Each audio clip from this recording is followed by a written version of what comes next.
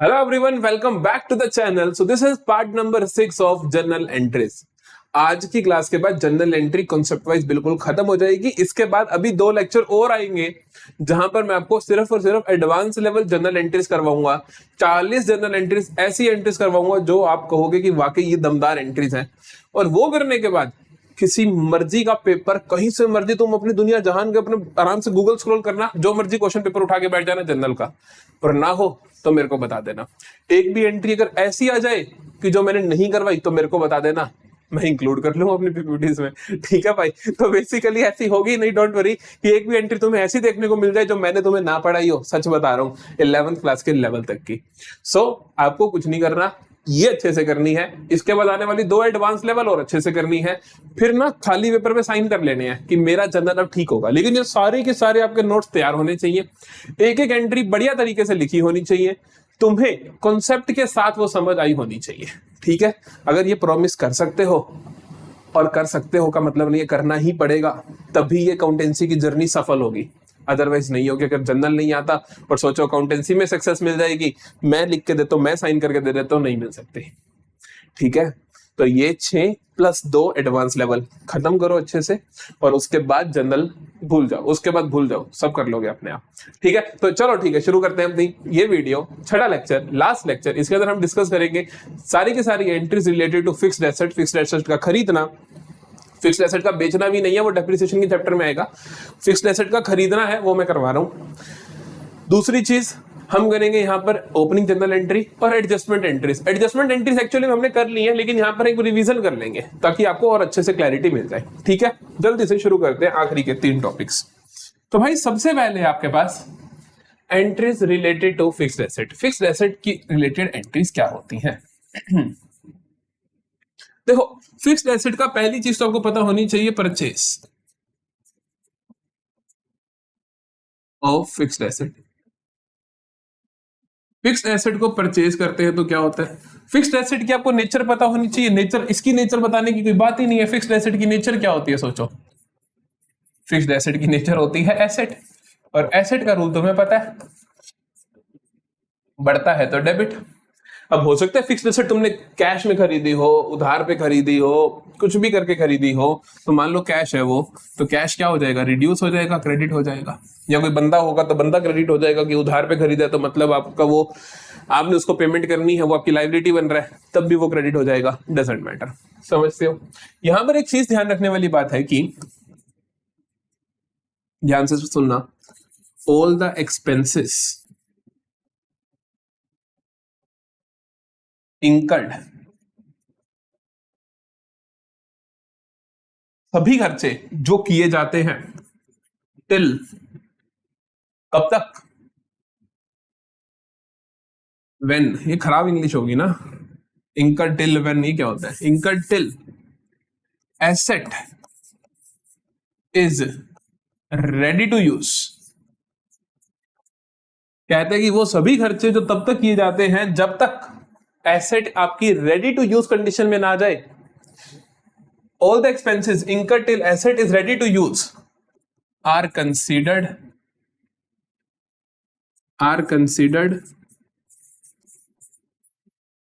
under asset account.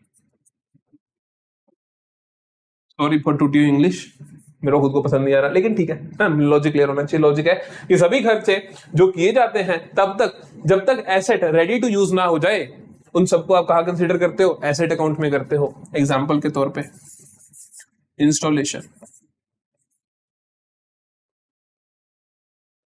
Carriage, etcetera. कहते हैं कि कोई तुमने एसेट खरीदी, तुमने एयर कंडीशनर खरीदा 50,000 का, और उसके 1,000 रुपए लग गए इंस्टॉलेशन में, तो आप अपनी एसेट का खर्चा 51,000 मानोगे, 50 नहीं मानोगे। तो मतलब वो सभी खर्चे जब तक वो एसेट मेरी रेडी टू यूज कंडीशन में ना आ जाए, ऑपरेशनल कंडीशन में ना आ जाए, तब तक उसके ऊपर जितने भी खर्चे किए जाएंगे उसे मैं क्या बोलूंगा? एसेट का खर्चा बोलूंगा, कि एसेट का ही खर्चा है। लेकिन अब मैं कहता हूँ ये इस एयर कंडीशनर की मैंने रिपेयर करवा दी 2000 रुपए की, तो वो एसेट का खर्चा नहीं माना जाएगा, वो रिपेयर का खर्चा ही माना जाएगा, क्योंकि एसेट को सिर्फ लाकर यूज कंडीशन तक लाने में जितने भी खर्चे होते हैं वो एसेट के होते हैं, उसके बाद उसकी लाइफ टाइम में जो मर्जी खर्चे करते रहो उसके ऊपर वो रिपेयर्स में आएंगे। समझ आ गई भैया बात? देखें क्वेश्चन कैसे क्वेश्चन देखने को मिलते हैं भाई। देख पहला कहते हैं purchased building by issuing cheque ₹4,00,000। हमने बिल्डिंग परचेज करी बाय इशूइंग चेक ₹4,00,000। 4,00,000 का चेक इशू करके हमने बिल्डिंग परचेज करी। खाता इन्वॉल्व क्या है? एक तो बिल्डिंग है और एक बैंक है। बैंक रिड्यूस हो रहा है, बिल्डिंग इंक्रीज हो रही है। एंट्री क्या बनेगी? बिल्डिंग इंक्रीज मतलब एसेट इंक्रीज, तो बिल्डिंग अकाउंट डेबिट। इसके लिए नेक्स्ट पेज खाली छोटा क्या ना हमने, हाँ वहां करेंगे नाम से एंट्रीज। ठीक है, पहले लिख देते हैं building account debit to bank account. ठीक है, 4,00,000 4,00,000, ये तो वार्म अप एंट्री है, वेरी सिंपल, कोई प्रॉब्लम नहीं होनी चाहिए। दूसरा देखें भाई, दूसरे में कहता है boat computers from HP limited Noida UP and amount paid by internet transfer 2,50,000। हमने कंप्यूटर्स खरीदे एचपी लिमिटेड से 2,50,000 रुपए में। क्या एंट्री होगी? कंप्यूटर खरीदे तो सर कंप्यूटर मेरी एक एसेट है, तो कंप्यूटर इंक्रीज होगा, डेबिट होगा। इंटरनेट ट्रांसफर का मतलब बैंक अकाउंट से पे करा, बैंक रिड्यूस होगा, क्रेडिट होगा। एंट्री क्या बनेगी? Computers account debit to bank account. Amount कितना आ जाएगा?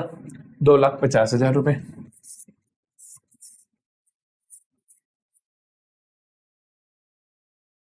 वेरी सिंपल, इसमें भी कोई प्रॉब्लम नहीं है। तीसरी एंट्री देखो, paid in cash for installation of computer 10,000। ये जो कंप्यूटर खरीदे इनकी इंस्टॉलेशन के लिए तुमने 10,000 रुपए और भर दिए। ये जो 10,000 रुपए भर दिए इनको आप क्या लिखोगे? इंस्टॉलेशन चार्जेस लिखोगे? गलत है, आप इनको क्या लिखोगे?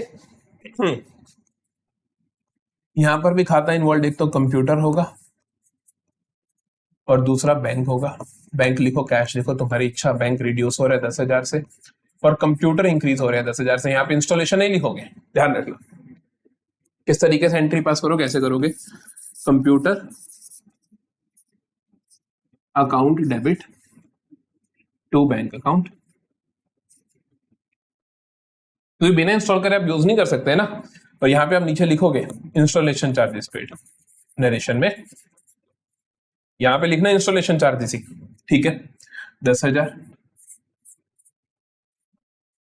10,000, वेरी सिंपल। अगला देखें भाई, यहाँ पे कहते हैं ब्रिक्स, ईटे, cement etcetera for 1,50,000 and timber for 2,00,000 purchase for renovation of building, payment was made by cheque. तो हमने बिल्डिंग को रेनोवेट करवाया। रेनोवेट देखो, जब भी आप किसी एसेट के ऊपर भारी खर्चा करते हो तब भी एसेट अकाउंट आता है।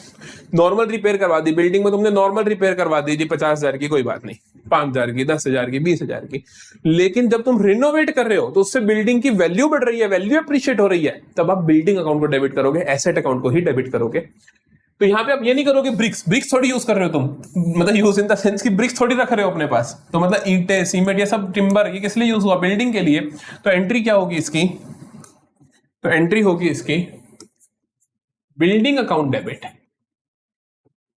ठीक है, एसेट बनी building account debit to bank account, उसके लिए तुमने चेक दिया। अमाउंट कितना है भाई? अमाउंट है मेरे पास 1,50,000 प्लस 2,00,000, दैट इज 3,50,000, तो 3,50,000।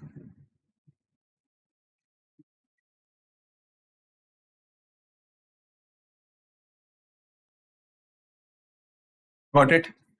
आगे चले और कहता है देखो, boat furniture of 20,000 and paid for labour 500। 20,000 का फर्नीचर खरीदा और उसकी लेबर के लिए हमने 500 रुपए दिए, तो ये लेबर भी क्या आ जाएगी? फर्नीचर की कॉस्ट में आ जाएगी। आप एंट्री करोगे, आप खाता इन्वॉल्व करोगे फर्नीचर का, लेबर का कोई खाता नहीं बनेगा क्योंकि वो फर्नीचर की कॉस्ट में आ जाएगा। कैश अकाउंट को क्या करोगे? क्रेडिट करोगे क्योंकि कैश रिड्यूस हो रहा है। जनरल एंट्री क्या बनेगी? जनरल एंट्री बनेगी furniture account debit to cash कितने अमाउंट से आएगा? अमाउंट आ जाएगा आपके पास, अमाउंट आ जाएगा आपके पास 20,000 प्लस 500, तो ये आ जाएगा आपके पास 20,500।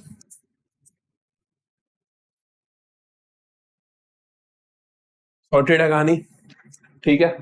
तो ये हो गया हमारे पास किस तरीके से एसेट्स का, जब तक इंस्टॉलेशन, जब तक उनके रेडी टू यूज कंडीशन में ना आ जाए तब तक हम सारे के सारे अमाउंट उसी एसेट के अंदर ऐड करते रहते हैं।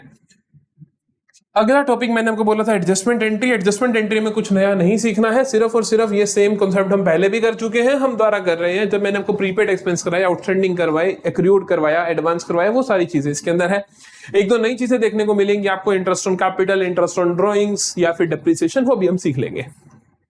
पहला देखो, rent due but not paid. Rent due but not paid, rent due तो हो चुका है लेकिन आपने पेमेंट नहीं करी है। इसका मतलब ये क्या है, आपका आउटस्टैंडिंग रेंट है, रेंट पेबल है।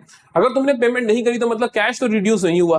खाते इन्वॉल्व कौन कौन से होंगे, इस साल का खर्चा है या नहीं। आपको कोई भी ऐसे खर्चे आते हैं जो आपको लगते हो कि अड़पटे से है, कि मतलब कि प्रीपेड है, आउटस्टैंडिंग है, या एक्रूड है, या एडवांस है, तो आप उनसे पूछ लोगे क्या इस साल का है कि नहीं। Rent due but not paid, क्या इस साल का खर्चा है कि नहीं? बिल्कुल है। अगर इस साल का खर्चा है तो उसके अंदर एक खाता इन्वॉल्व होगा, पक्की बात है, रेंट नाम से, मतलब खर्चे के नाम से। इस साल का है, इंक्रीज हो रहा है, मतलब एक्सपेंस है, मतलब डेबिट होगा। दूसरा खाता इन्वॉल्व होगा, देखो कैश पे करा, उसने कहा कि कैश पे नहीं करा, rent due but not paid है, रेंट ड्यू हो गया लेकिन तुमने पे नहीं करा, तो मतलब कैश नहीं पे करा, तो इसका मतलब आउटस्टैंडिंग रेंट है। आउटस्टैंडिंग रेंट की नेचर होती है लायबिलिटी, तो ये होगा क्रेडिट। एंट्री क्या बनी? एंट्री बनी आपके पास rent account debit to outstanding rent account, the amount will be 25,000।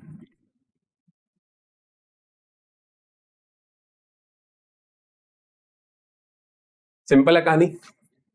अगला देखें, out of interest received this year 7,000 belongs to next year.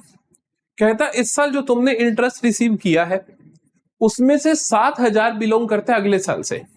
Out of interest received this year, जो भी तुम रिसीव कर चुके हो, अब नहीं रिसीव कर रहे हो, जो पहले से कर चुके हो, उसमें से 7,000 अगले साल से बिलोंग करता है। तो इसका मतलब आपको समझ आया कि इसके अंदर एडवांस इनकम है पड़ी, दैट इज एडवांस इंटरेस्ट है। एडवांस इनकम लायबिलिटी होती है तो भैया क्रेडिट होगी।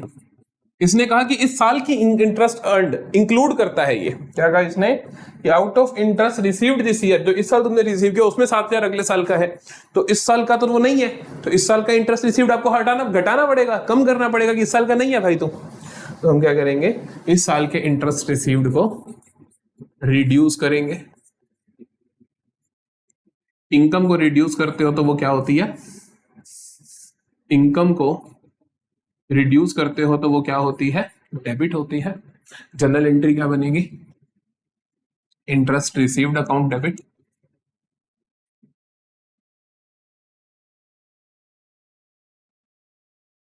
To advance interest received to advance interest received account. कितनी आएंगी यहां पर, 7,000 था, 7,000 से आ जाएंगे। ठीक है, सिंपल है। सिंपल तो नहीं है, मतलब ठीक है, करना आना चाहिए अपने को भैया, रिपीट हो रहा है ये सब कुछ।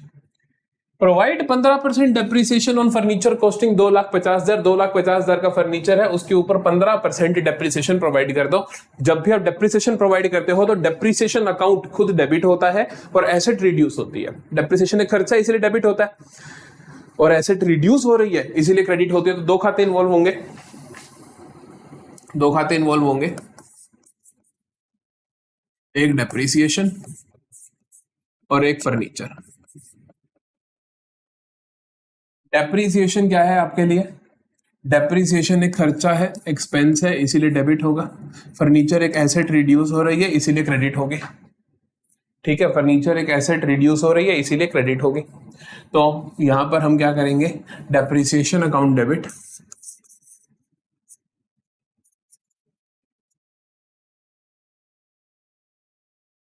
To furniture account. कितना है, 15% है, तो 15% कितना हो जाएगा, 15% ऑफ 2,50,000, 2,50,000 का 10% होता है 25,000, 5% क्या होगा, 25,000 का आता है 12,500, तो 25 प्लस 12,500 कितना हो जाएगा, 37,500। तो यह है आपके पास 37,500।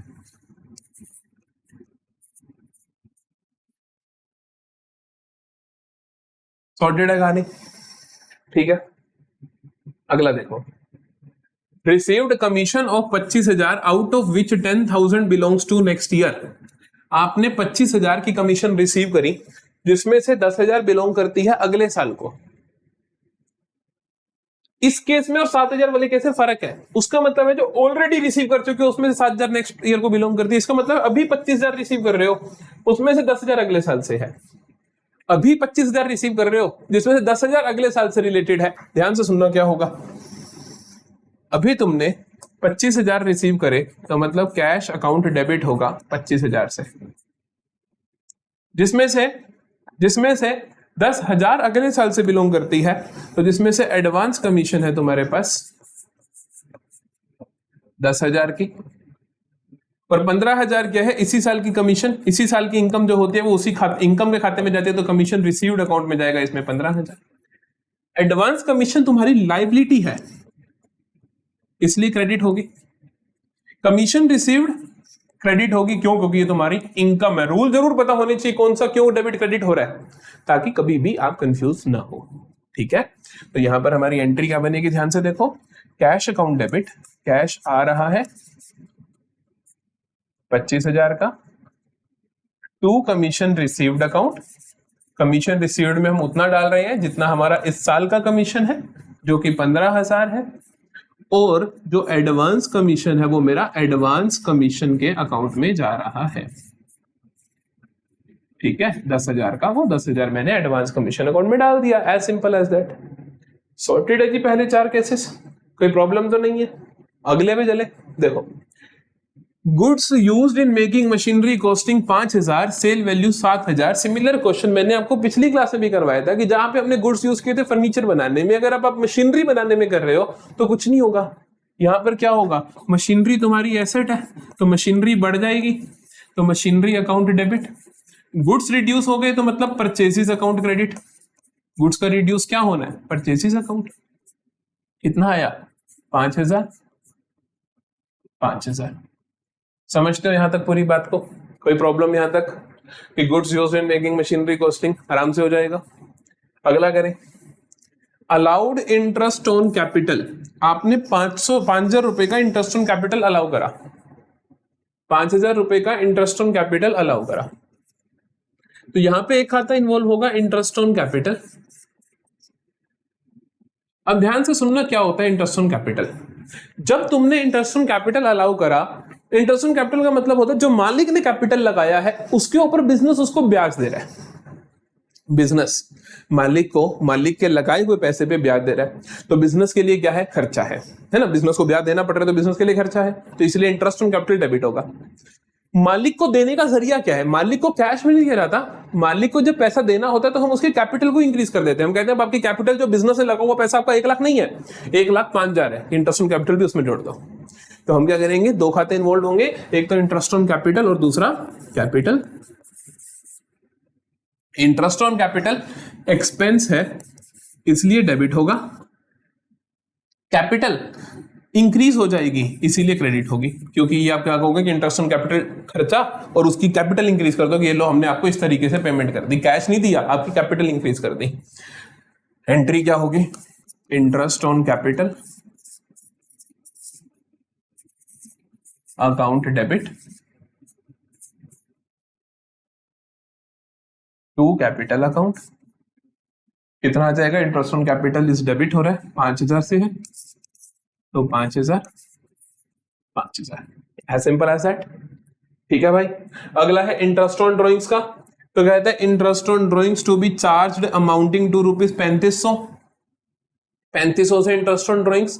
इंटरेस्ट ऑन ड्रॉइंग्स क्या होगा सोचो, ड्रॉइंग्स होता है वो पैसा जो मालिक ने बिजनेस से निकाला हुआ है, तो उसके ऊपर जो ब्याज होगा मालिक बिजनेस को देगा। मालिक बिजनेस को ब्याज देगा तो बिजनेस के लिए वो क्या है, इनकम है। बिजनेस के लिए जो चीज इनकम है तो बिजनेस उसको क्रेडिट करती है। तो इंटरेस्ट ऑन ड्रॉइंग्स को बिजनेस क्या करेगा, क्रेडिट करेगा। लेकिन मालिक से वो कैश में पैसा नहीं लेगा। मालिक से पैसा कैसे लेगा, उसके कैपिटल को रिड्यूस कर देगा कि अब आपका पैसा इतना लगा, वो तो बिजनेस में इतना नहीं है, कम है। तो मालिक अब तो बिजनेस क्या करेगा, बिजनेस के लिए दो खाते इन्वॉल्व है। एक तो इंटरेस्ट ऑन ड्रॉइंग्स का खाता, ठीक है, जो कि उसके लिए क्या है, इनकम है, तो वो क्रेडिट करेगा। दूसरी चीज मालिक का खाता। मालिक का खाता बोले तो कैपिटल अकाउंट। मालिक से पैसा लेना है तो मालिक के पैसे, मालिक की कैपिटल रिड्यूस कर देगा, डेबिट कर देगा। जनरल एंट्री क्या होगी, capital account debit to interest on drawings account. ठीक है जी, कितना है 3500, तो लिख दो 3500, एज सिंपल एज दैट। हो गया भैया, हो गया भैया, समझ आई एडजस्टमेंट एंट्री। ये होते हैं थोड़ी सी डिफिकल्ट लेवल की एंट्रीज, तो हमने ये भी खत्म कर लिया। अब इसमें भी हमें कोई चिंता की बात नहीं है। जल्दी से देखते हैं ओपनिंग जर्नल एंट्री, जो कि बहुत आसान है। ओपनिंग जर्नल एंट्री बहुत आसान है। ओपनिंग जनरल एंट्री के अंदर आपको क्या करना होता है, आपको जनरली एक बैलेंस शीट दी होती है जहां पे आपको सारी एसेट्स दी गई होती हैं, सारी लाइबिलिटीज दी गई होती हैं। ठीक है, ये एसेट्स हैं, ये लाइबिलिटीज हैं सारी। तो क्या होता है ना कि ये लास्ट ईयर जब एंड हुआ, तो इस साल जब आप अकाउंट्स ओपन करते हो, मान लो 31 मार्च 2025 को मेरे खाते बंद हुए, 1 अप्रैल 2025 को मैं खाते नए साल के शुरू करूंगा, तो पिछले सारे बैलेंसेस को क्या करूंगा, कैरी फॉरवर्ड करूंगा यहाँ पे। तो कैरी करने के लिए मुझे एक एंट्री करनी पड़ती है।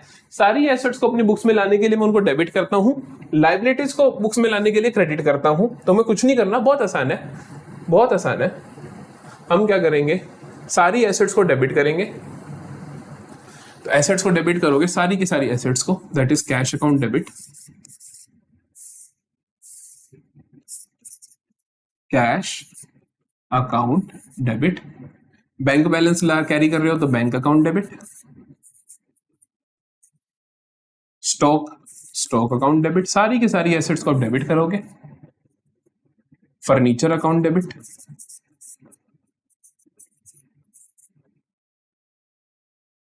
डेटर्स अकाउंट डेबिट,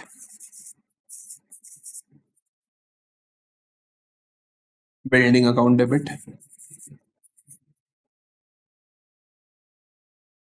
इन सभी को डेबिट करोगे और क्रेडिट करोगे लायबिलिटी साइड सारी। तो क्या क्या है आपके पास, टू कैपिटल अकाउंट, और क्या है, टू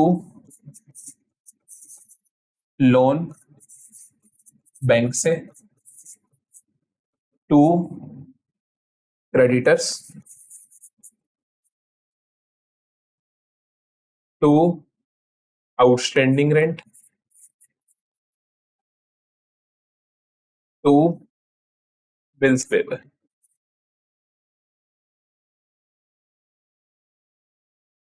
समझे?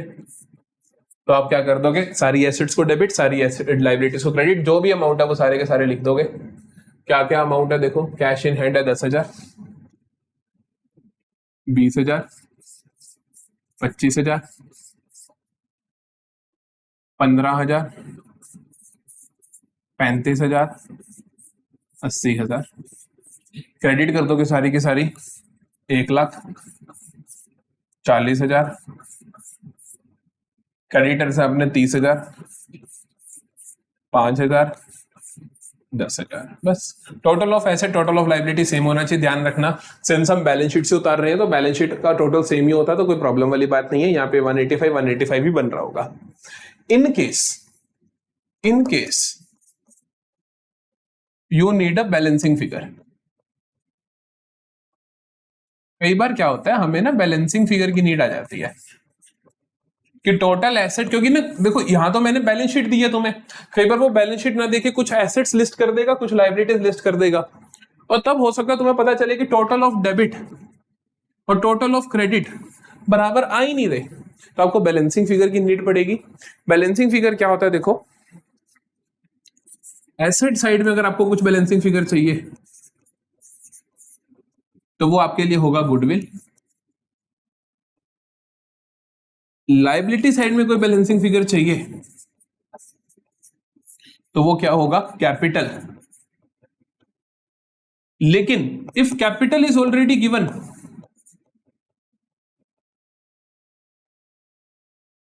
Then capital reserve. बहुत ध्यान से सुनना, एसेट साइड में तो वो आपके लिए क्या होगा, गुडविल होगा। कि यहां पता चलता है कि यार सपोज करो ये यहाँ पे आपको डेटर नहीं दे रखा 35,000 से, तो आपको पता है टोटल ये सेम करना, तो 35,000 की गुडविल डाल देना। लायबिलिटी साइड में कैपिटल होगा। सपोज मान लो आपको ये कैपिटल नहीं दे रखी, सपोज ये कैपिटल नहीं दे रखी 1 लाख की, तो जो भी बैलेंसिंग फिगर आएगा आप वो कैपिटल मान के लिख दोगे। लेकिन इन केस आपको कैपिटल तो दे रखी है, इनमें से सपोज ये नहीं दे रखा था, क्रेडिटर नहीं दे रखा था, कितने का है ये 30,000 का नहीं दे रखा था, तब आप क्या करते, फिर मैं कहता मेरा बैलेंसिंग फिगर कैपिटल होना चाहिए, लेकिन कैपिटल ऑलरेडी दे रखा है 1 लाख का, तो मेरा जो बैलेंसिंग फिगर होगा वो कैपिटल रिजर्व नाम से दिखेगा, तो मैं 30,000 का यहां पर कैपिटल रिजर्व डाल देता। ठीक है, 11th क्लास के लेवल पे जनरली हम ये देखते नहीं है बैलेंसिंग फिगर की नीड, लेकिन मैंने आपको फिर भी समझा दिया है। ओके, तो यहां पे हमारा जर्नल एंट्रीज का पूरा चैप्टर होता है समाप्त। 6 पार्ट्स हम इसके लेकर आए, हमने हर तरीके की ट्रांजैक्शन के अंदर क्या क्या चीजें आ सकती हैं अच्छे से डिस्कस करी है। इसके बाद आपको देखने को मिलेंगे एडवांस लेवल के 2 पार्ट्स, वो एडवांस लेवल पे अगर आप कर लोगे तो फिर जनरल में आपको कोई नहीं रोक सकता है। यहां तक आपका कॉन्सेप्ट, और ये नहीं कि बिल्कुल बेसिक, बहुत अच्छे लेवल तक का, मॉडरेट से भी ऊपर कर लिया है, लेकिन एडवांस लेवल हम आगे करेंगे। So that's it for the day, मिलते हैं अगली वीडियो में एडवांस लेवल के साथ, तब तक के लिए बाय बाय।